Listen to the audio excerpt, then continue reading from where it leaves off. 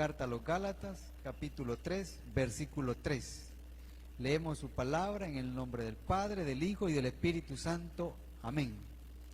Tan necios sois, habiendo comenzado por el Espíritu, ahora vais a acabar por la carne. Se lo voy a leer en una traducción que se llama traducción lenguaje actual, hermano. Dice de la siguiente manera: y si esto fue así, ¿por qué no quieren entender? Si para comenzar esta nueva vida necesitaron la ayuda del Espíritu de Dios, ¿por qué ahora quieren terminarla mediante sus propios esfuerzos? Oremos, hermano.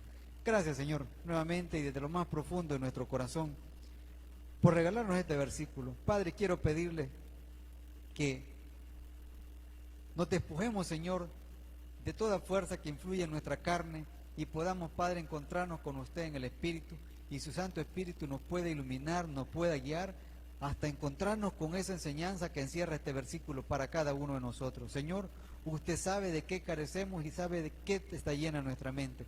Le pido, Padre Santo, que toda tiniebla sea separada de nosotros, porque usted es luz, y que su Santo Espíritu, Señor, repito, nos guíe hasta esta enseñanza. En el nombre de Jesús, amén. El título, hermanos, de este mensaje es Dos peligros de la necedad.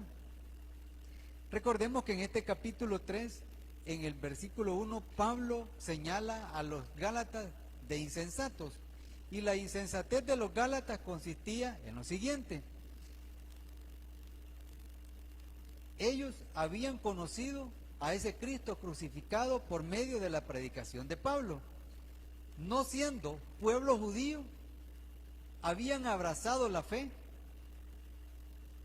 habían reconocido que solo podían ser aceptados por Dios por medio de Cristo, gracia, y que esa fe había llegado por medio del oír la palabra de Dios, y que por lo tanto, muy alejado de lo que planteaban los judaizantes, que era necesario que ellos cumplieran la ley y se apegaran a todos los preceptos, ellos no tenían nada que hacer. El tiempo de la ley había terminado porque Cristo había puesto su pie en esta tierra, había derramado su sangre, había resucitado, estaba a la diestra del Padre. ¿Qué quedaba para el corazón del hombre? Únicamente creer, fe. Pero Pablo se sorprendió, porque aquella iglesia que él consideró una iglesia madura, una iglesia fuerte, una iglesia firme, se estaban desertando, se estaban alejando. Y entonces él dice: ustedes son insensatos, ¿cómo es posible? Si escucharon, si tomaron conciencia de esto, si para mí ustedes estaban convencidos y ahora se están apartando, parece que los han embrujado, parece que son víctimas de un hechizo.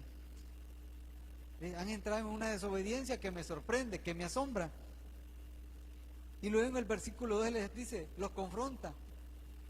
Dice: y ustedes han recibido el Espíritu, ustedes son hijos de Dios, en ustedes mora el Espíritu Santo, por lo que han hecho o por lo que han oído.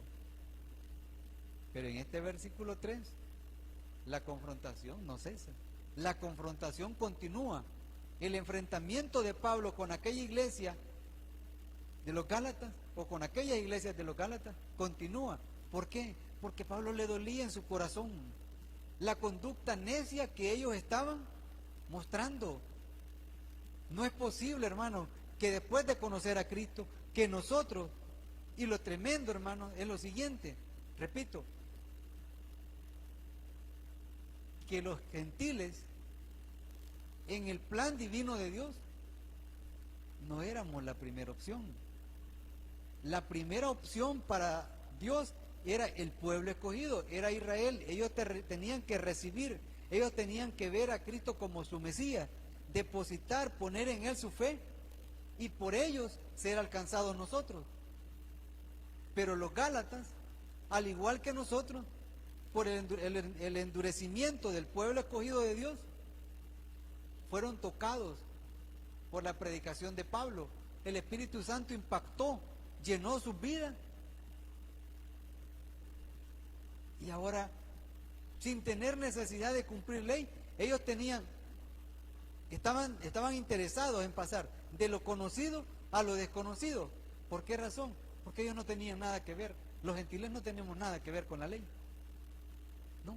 La ley fue dada para el pueblo de Dios, para el pueblo escogido, para aquellos que venían de la descendencia por sangre de Abraham.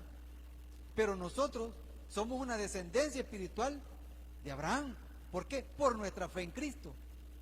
Entonces, es como se convierte en una necedad porque conocen la verdad, pero tienen la sabiduría divina, pero la hacen a un lado. Entonces, Pablo dice, sois tan necios. Repito el versículo, tan necios sois, habiendo comenzado por el Espíritu, ahora vais a acabar por la carne. Ellos habían aparecido un paso adelante en la historia de la salvación de las criaturas de Dios, de la creación de Dios. Repito, porque era para el pueblo escogido inicialmente, y nosotros ser alcanzados por ellos. Eso significa que aquí no tendría que estar este individuo que está frente a ustedes. Tendría que estar un judío en el plan de Dios. Pero como ellos se endurecieron y muchos continúan endurecidos, entonces la misericordia de Dios nos alcanza a nosotros. Y esa era la sorpresa de Pablo, es lo que le asombraba. Y dice, ¿por qué son tan necios? Pues es tanta su necedad que no valoran lo que tienen. Fíjese que, revisando un poco y poniéndole atención al proverbio de este día, 5 veces aparece la palabra necio. Si quiere, cuando llegue a su casa y revísela. Y ninguno es una mención honorífica. Ninguno. ¿Sabe por qué? Porque una persona necia es una persona que moralmente es responsable por su falta de atención a la sabiduría y a la instrucción que habían recibido los Gálatas. Sabiduría divina. Que estaban recibiendo cada vez que se congregaban. Instrucción, doctrina, enseñanza. ¿Para qué? Para poder conducirse. Pero le estaban poniendo atención a aquellos que les querían apartar. Entonces veamos cuál es el primer peligro de la necedad. Una persona necia, hermano, es una persona simple, vacía, inútil. Eso es una persona necia. Y por eso les decía, revise el proverbio. 5 veces lo menciona.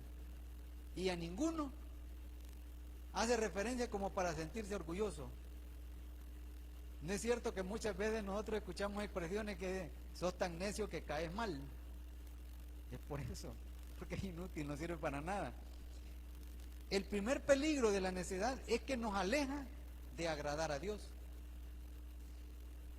Fíjense, cuando Juan el Bautista está haciendo pasar por las aguas a Cristo, no sin antes reconocer que Él no es digno de hacerlo, hay una voz que dice, este es mi Hijo amado, en quien tengo complacencia, en quien se agrada. Significa esto, hermano, que para que nosotros podamos ser agradables ante los ojos de Dios, ¿en quién debemos estar? En Cristo. Entonces, todo aquello que no sea dentro de la persona de Cristo, para Dios, no le agrada. Un ejemplo, aunque nosotros no les hablemos a nuestros hijos, no les expresemos ninguna palabra, pero verdad que cuando hacen algo que alegra nuestro corazón, aunque sea una mirada, por simple que seamos, pero aunque sea una mirada de alegría, les hacemos, sin hablar. Así, sin hablar. Eso es nosotros.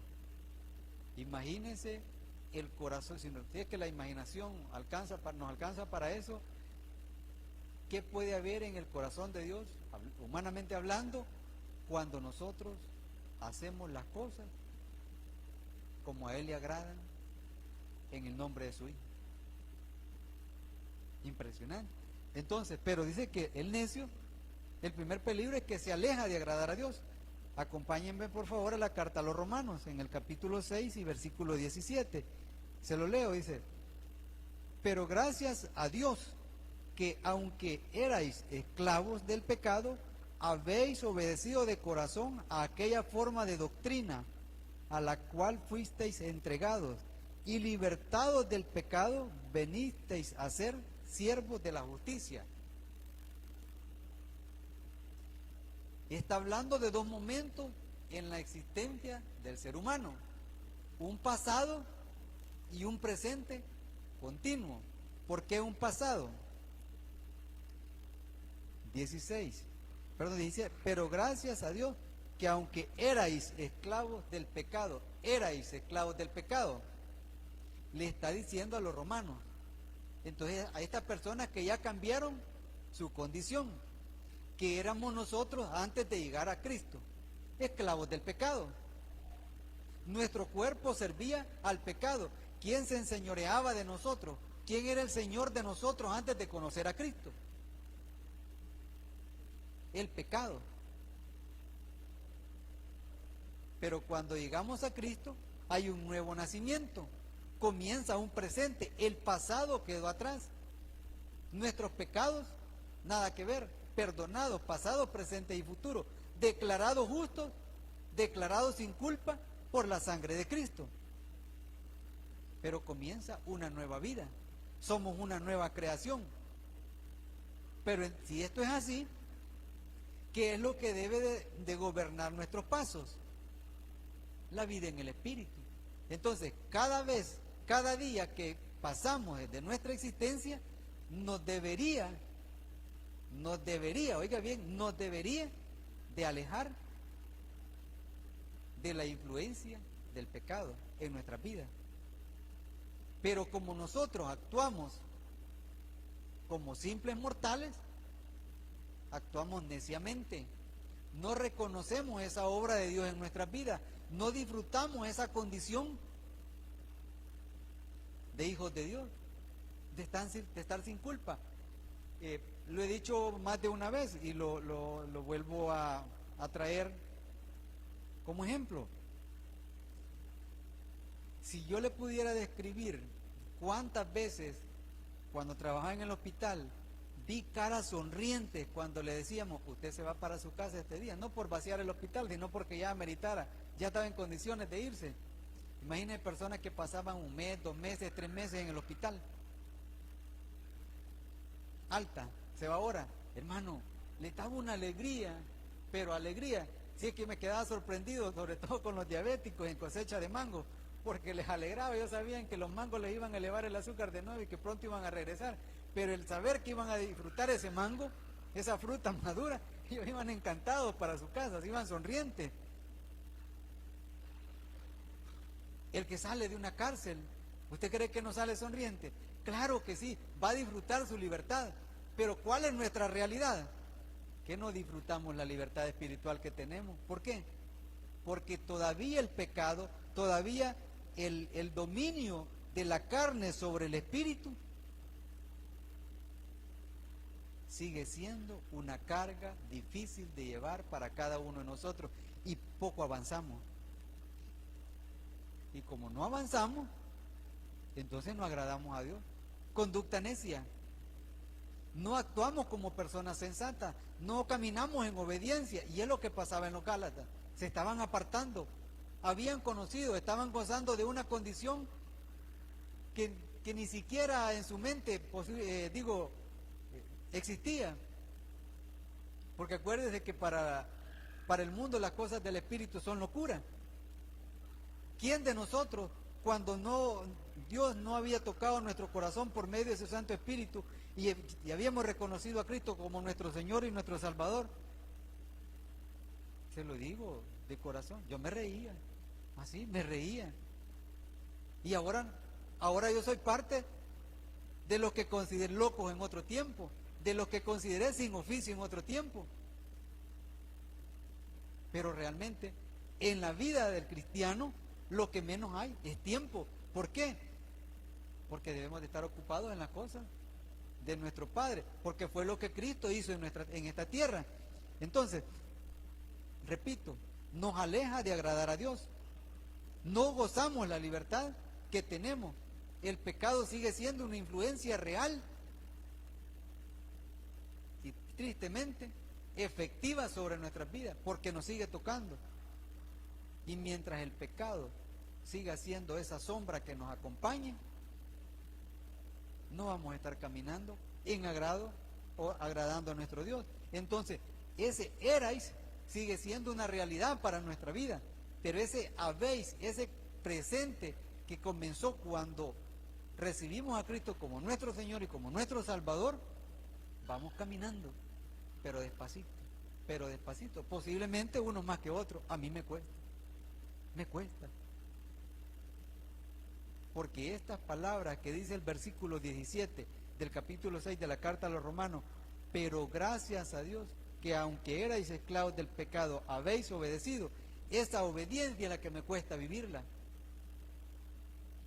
Ahora avance por favor hasta el capítulo 8 de Romanos, y en el versículo 8 dice: y los que viven según la carne no pueden agradar a Dios. Los Gálatas querían volver a las obras, querían pasar por la circuncisión y querían pasar por esa disposición de corazón de querer trabajar con el propósito de ser aceptos, de ser agradables ante los ojos de Dios. Pero Cristo se lo había hecho más fácil. Era mucho más fácil oír sus palabras, reconocerle a Él como el Hijo de Dios, como su Señor y como el único que les podía quitar toda culpa, tal como lo ha hecho con nosotros. Pero esto, y los que viven según la carne no pueden agradar a Dios, esto no había tocado su vida. Y por eso estaban actuando neciamente. Otro peligro: la necedad no trae provecho, hermano. ¿Sabe una cosa? Le da más utilidad, le da más provecho 10 centavos en el bolsillo que ser necio. Es que el necio es carente de sabiduría, el necio es carente de sensatez. El necio no tiene visión, el necio no tiene propósito, no tiene cabeza para pensar. Y su corazón está endurecido. Vea, por favor, o vaya, acompáñenme hasta Tito. La carta de Tito en el capítulo 3.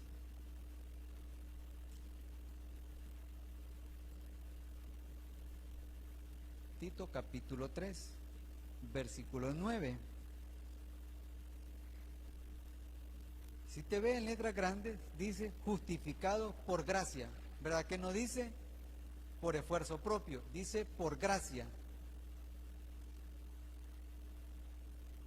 Dice el versículo 9: pero evita las cuestiones necias y genealogías y contenciones y discusiones acerca de la ley, porque son vanas y sin provecho. ¿Por qué esto era vano? Porque ya no importaba discutir la genealogía, o sea, el árbol de descendencia, porque ya no importaba decir yo vengo de Abraham o no vengo de Abraham, porque ya no es por sangre. Le voy a poner el ejemplo por necesidad. A mí digamos, vamos a hacerlo generalizado. Los que estamos aquí somos hijos de Dios, por pura misericordia, por pura gracia. Pero si nuestros hijos no reconocen a Dios, no reconocen a Cristo como su Señor y como su Salvador, ¿importará que sean hijos de nosotros? ¿Verdad que no? ¿Por qué razón? Porque no van a gozar de la gracia. La gracia es personal. Todos necesitamos oír y abrir nuestro corazón al oír. ¿Para qué? Para que esa fe opere en nuestras vidas y nos lleve a los pies de Cristo. Yo puedo servir como buen ejemplo o como piedra de tropiezo, pero la sangre de Cristo me ha lavado a mí, le ha lavado a usted, le ha declarado justo a usted y me ha declarado justo a mí. Para mí tiene provecho. Pero el que mis hijos por sangre digan, no, es que mi papá él es cristiano o dice que es cristiano, y donde va los miércoles dicen que también es cristiano porque predica. Para ellos no hay ningún provecho en cuanto a salvación, ¿no?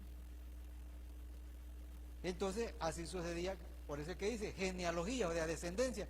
Ya no importaba que fueran judíos, lo que importaba es que llegaran a los pies de Cristo, que se dieran cuenta que el Mesías ya no era esperado, el Mesías ya había puesto pie en la tierra, el Mesías, el Cristo, ya había derramado su sangre. El amor de Dios ya se había manifestado de tal manera que había permitido que Él diera su vida, que pusiera su vida por nosotros. Entonces las discusiones ya no tenían provecho. Por eso el apóstol le dice a Tito, pero evita las cuestiones necias, aquello que, lo vacío, lo simple, lo que no tiene provecho. Acerca de la ley. ¿Pero por qué le dice precisamente acerca de la ley? Porque lo que sucede es que la ley es lo que el judaísmo seguía utilizando para querer desacreditar, para restarle valor a la obra de Cristo. Entonces por eso dice acerca de la ley, porque son vanas y sin provecho. Porque vanas y sin provecho, no tienen beneficio, no tienen utilidad. Ahora bien, entonces, si la ley, si discutir sobre la ley era vano y sin provecho, ¿qué es lo que tiene utilidad o qué es lo que tiene provecho para el pecador? ¿Sobre qué debe de hablar? ¿Qué temas debe de tocar? ¿Qué sí puede discutir para provecho? ¿O en qué debe ahondar? ¿Qué debe de estudiar para beneficio propio? Conocer a Cristo. Ya no tenía que estar pensando en la circuncisión, ya no tenía que estar pensando en cumplir preceptos de ley. Simple y sencillamente tenía que dejar que su oído espiritual se abriera, que sus ojos espirituales se abrieran al conocimiento de Cristo, para que la fe le permitiese, ese creer le permitiese llegar a ser recibido, a ser agradable ante los ojos de Dios. ¿Y por qué a ser agradable ante los ojos de Dios? Porque todo aquel que está alejado, que no ha sido cubierto, que no ha sido limpiado por la sangre de Cristo, está bajo la ira de Dios. Por eso es que la palabra de Dios dice que nosotros somos reconciliados por medio de la sangre de Cristo. Cristo nos reconcilia. ¿Y por qué nos reconcilia? Porque el hombre, antes de la caída, antes de haber desobedecido allá en el Edén, donde Cristo lo puso en un ambiente perfecto, podía tener comunión directa con Dios.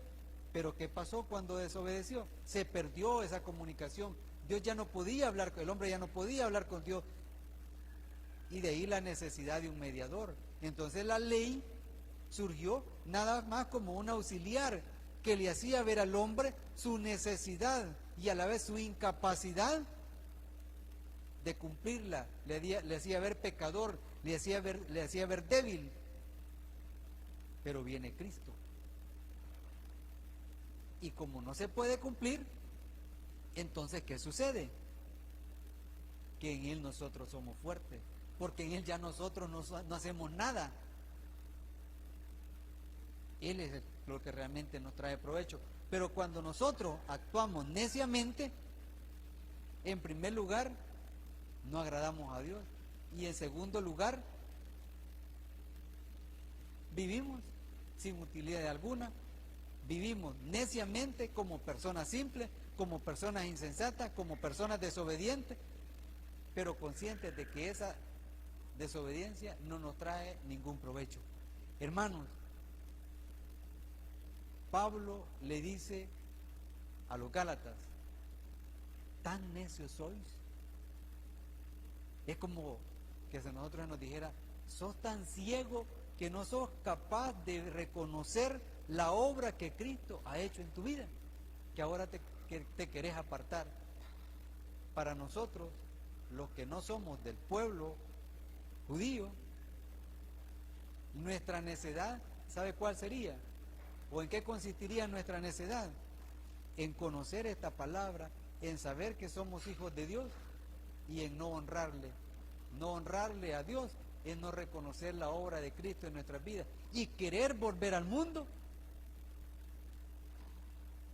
y seguir pensando como antes pensábamos. ¿Cómo pensábamos antes? Por lo menos yo pensaba, mire, si Dios es para todos, ¿sí o no? Dios es para todos. Si Dios es amor, y uno le va acomodando, va acomodando. Es lo que pasaba en ellos. Ellos querían hacer por su propia fuerza, pero Pablo les dice, el tiempo de la propia fuerza ya pasó. El tiempo de la circuncisión ya pasó. El tiempo del cumplimiento de ley y de todos los preceptos ya pasó. Ustedes únicamente son declarados justos por la sangre de Cristo. Esa sangre de Cristo que los limpió a ellos, que les declaró justos a ellos y que nos ha declarado limpios y justos a nosotros, y por lo cual nosotros podemos decir que somos hijos de Dios. Pero si decimos que somos hijos de Dios, entonces no seamos necios.